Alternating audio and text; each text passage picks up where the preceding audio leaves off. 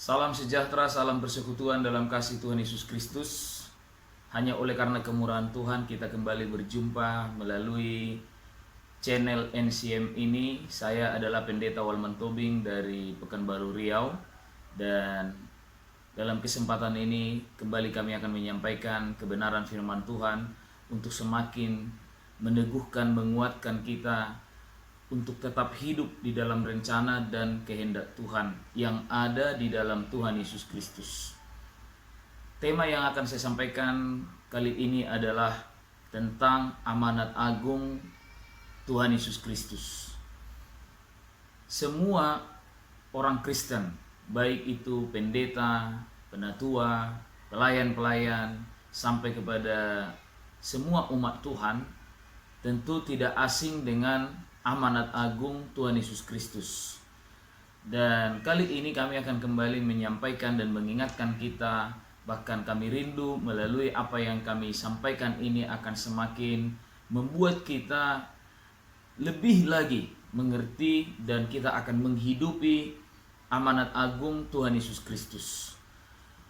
Saudara-saudara yang dikasihi oleh Tuhan, amanat agung Tuhan Yesus Kristus sangat jelas tertulis dalam kitab Injil Matius pasalnya yang ke-28 ayat 19 sampai ayat 20 yang mengatakan, "Karena itu pergilah, jadikanlah segala bangsa menjadi muridku.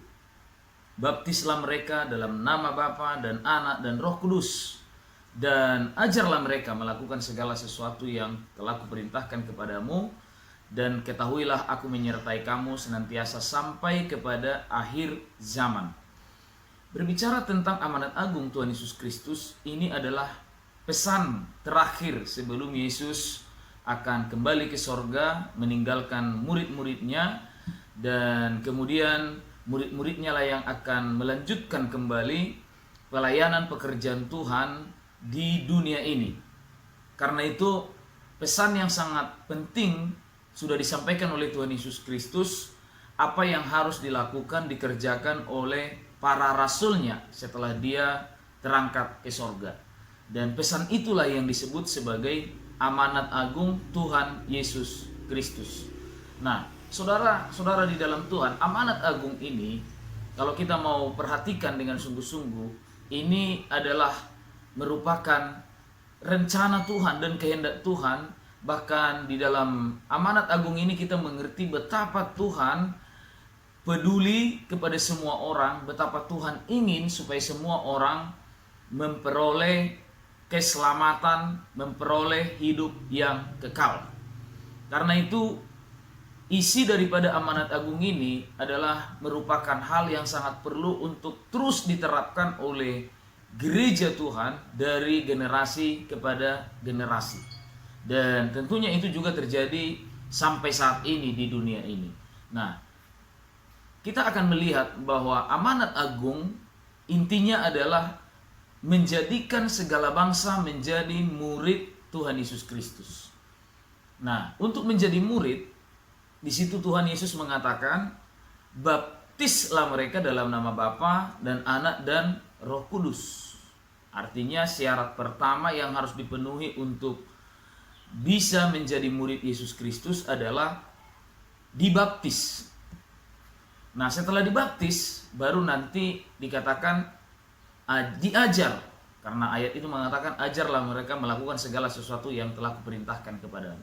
Jadi ayat amanat agung ini bisa kita bagi menjadi dua bagian. Yang pertama adalah soal baptisan, yang kedua adalah soal pengajaran. Nah, kalau kita sudah menerima baptisan, maka selanjutnya kita akan menerima pengajaran. Dengan itulah kita akan diyakinkan bahwa kita sudah menjadi murid Tuhan Yesus Kristus. Nah, saudara yang kekasih dalam Tuhan, yang pertama mengenai baptisan.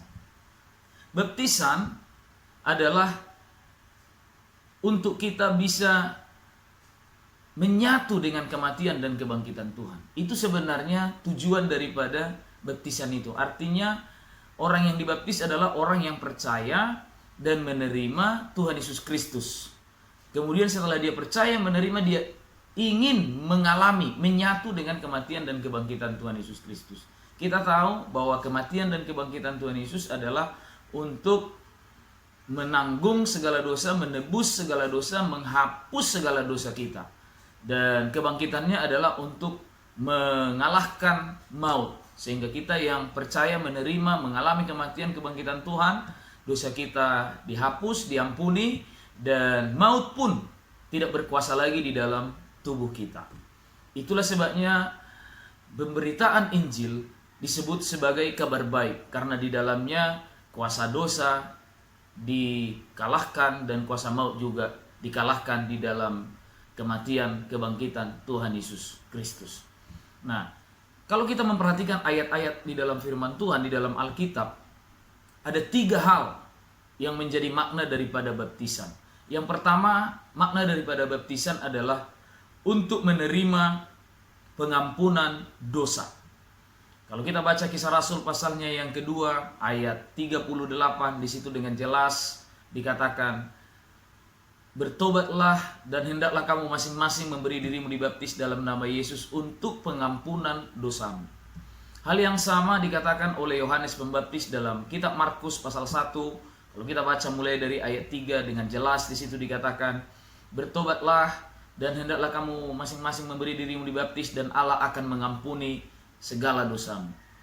Nah, jadi bicara tentang baptisan, maka baptisan itu akan membuat kita mengalami pengampunan dosa. Dan juga baptisan itu akan membuat kita menjadi orang-orang yang diubah oleh Tuhan. Nah, itu arti daripada baptisan, makna baptisan yang pertama. Yang kedua, makna baptisan yang kedua adalah memohon kepada Tuhan hati nurani yang baik. 1 Petrus mengatakan pasal 3 ayat 21 bahwa kita diselamatkan juga oleh baptisan. Dan baptisan ini maksudnya bukan untuk membersihkan kekotoran jasmani, tetapi untuk memohon kepada Tuhan hati nurani yang baik. Jadi makna baptisan yang kedua adalah memohon hati nurani yang baik. Sedangkan makna baptisan yang ketiga adalah supaya kita dilahirkan kembali atau disebut hidup yang baru. Roma pasalnya yang ke-6 ayat 3 sampai ayat 5 mengatakan, atau tidak tahukah kamu bahwa kita semua yang telah dibaptis dalam Kristus telah dibaptis dalam kematiannya. Dengan demikian kita telah dikuburkan bersama-sama dengan Dia oleh baptisan dalam kematian, supaya sama seperti Kristus telah dibangkitkan dari antara orang mati oleh kemuliaan Allah, demikian juga kita akan hidup dalam hidup yang baru. Jadi baptisan ini adalah untuk kita menerima pengampunan dosa, untuk kita memohonkan hati nurani yang baik, dan untuk kita dilahirkan kembali atau hidup yang baru. Nah, ketika kita sudah memberi diri dibaptis, maka semua ini kita terima, dan kemudian sahlah kita menjadi murid Tuhan Yesus Kristus. Setelah kita dibaptis, setelah kita menjadi murid Tuhan Yesus Kristus, maka selanjutnya adalah kita diajar. Artinya kebutuhan rohani kita adalah pengajaran dari Tuhan Yesus Kristus.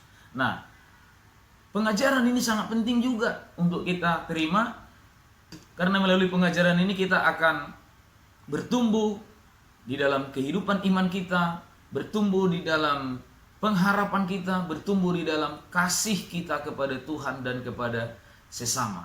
Nah, saudara yang dikasihi oleh Tuhan, kita sangat membutuhkan pengajaran. Dan sebagai bukti kelanjutan kasih Tuhan dalam kehidupan kita adalah kita menerima pengajarannya. Kitab Amsal mengatakan, Tuhan memberi ajaran kepada orang yang dikasihinya, sama seperti seorang ayah kepada anak yang disayanginya. Dan ayat itu diulang kembali oleh Paulus dalam tulisannya kepada jemaat Ibrani. Ibrani pasal 12 mengatakan, hai anakku, jangan anggap enteng didikan Tuhan. Jangan putus asa apabila engkau diperingatkannya. Nah, maka kelanjutan daripada kehidupan yang sudah dilahirkan kembali adalah menerima pengajaran atau menerima didikan. Dan saat kita menerima pengajaran, menerima didikan, kita tidak boleh menolak didikan Tuhan. Kita tidak boleh anggap enteng didikan Tuhan. Sebab Kalau ada orang menganggap enteng didikan Tuhan, kalau ada orang menolak didikan Tuhan, maka dipastikan dia akan gagal meninggalkan kefasikan. Dia juga akan gagal meninggalkan keinginan-keinginan duniawi. Dan dia juga akan gagal hidup bijaksana. Dia juga akan gagal hidup adil. Dan juga dia akan gagal dalam beribadah kepada Tuhan di dalam dunia saat ini. Nah, karena itu kitab Titus mengatakan pasal 2 dari mulai ayat 11, kita akan bisa berhasil meninggalkan kefasikan, keinginan-keinginan dunia, hidup bijaksana, adil, dan beribadah di dalam dunia sekarang ini. Itu adalah hasil karena kita dididik oleh Tuhan atau diajar di dalam kebenaran firman Tuhan. Ayat itu dengan jelas mengatakan, karena kasih karunia Allah yang menyelamatkan setiap orang sudah nyata, Ia atau Tuhan mendidik kita supaya kita meninggalkan kefasikan, keinginan-keinginan duniawi, supaya kita hidup bijaksana, adil, dan beribadah di dalam dunia sekarang ini. Nah, saudara yang dikasihi oleh Tuhan, kehidupan rohani akan terus bertumbuh melalui didikan-didikan yang kita terima dari Tuhan. Karena itu saudara yang dikasihi oleh Tuhan, berbicara tentang amanat agung Tuhan, itu adalah berbicara tentang jadikan segala bangsa menjadi muridku. Untuk menjadi murid, kita harus dilahirkan kembali. Untuk dilahirkan kembali, kita memberi diri kita dibaptis. Dan selanjutnya kita akan dididik. Dan kita akan menerima pengajaran dari Tuhan. Saat kita dididik, saat kita menerima pengajaran dari Tuhan, maka di situ kita sedang dilatih, dibekali, dilengkapi dengan segala ilmu rohani yang baik.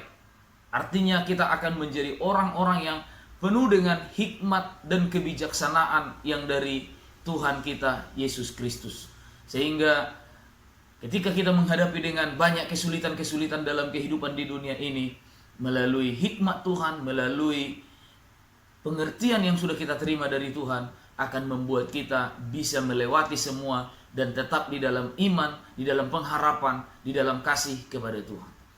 Saudara-saudara di dalam Tuhan, ini yang perlu untuk semakin kita pahami di dalam kehidupan kekristenan kita, sehingga kita semua, siapapun kita, baik itu pendeta, baik itu pelayan-pelayan Tuhan, baik itu jemaat di gereja, kita hidup sesuai dengan amanat agung Tuhan Yesus Kristus. Kita bukan saja menjadi orang Kristen yang sekedar bertuhan, tapi kita adalah orang Kristen yang dididik, dilatih, menempatkan Yesus sebagai guru di dalam kehidupan kita. Karena memang Yesus adalah guru dan Tuhan. Dalam Yohanes pasalnya yang ke-13 ayat 13 mengatakan, kamu menyebut aku guru dan Tuhan, dan katamu itu tepat. Sebab memang aku adalah guru dan Tuhan. Jadi Tuhan Yesus itu adalah guru, Tuhan Yesus itu adalah Tuhan. Bahkan ayat itu lebih dulu memperkenalkan Yesus sebagai guru, kemudian baru Tuhan. Artinya apa? Kalau kita betul-betul jadi murid Tuhan, maka kita akan berhasil memposisikan Yesus sebagai guru dan Tuhan. Nah, saudara yang dikasihi oleh Tuhan, ini yang betul-betul akan membawa kita untuk menjadi umat Tuhan yang layak dan berkenan di hadapan Tuhan. Sehingga di bagian terakhir dari amanat agung mengatakan, kalau kita dijadikan murid Tuhan dan gereja selalu menjadikan setiap orang percaya menjadi murid Tuhan, maka Tuhan katakan, ketahuilah aku menyertai kamu senantiasa sampai kepada akhir zaman. Dan yakinlah di dalam Tuhan selalu akan ada kemenangan. Tuhan Yesus memberkati kita. Shalom.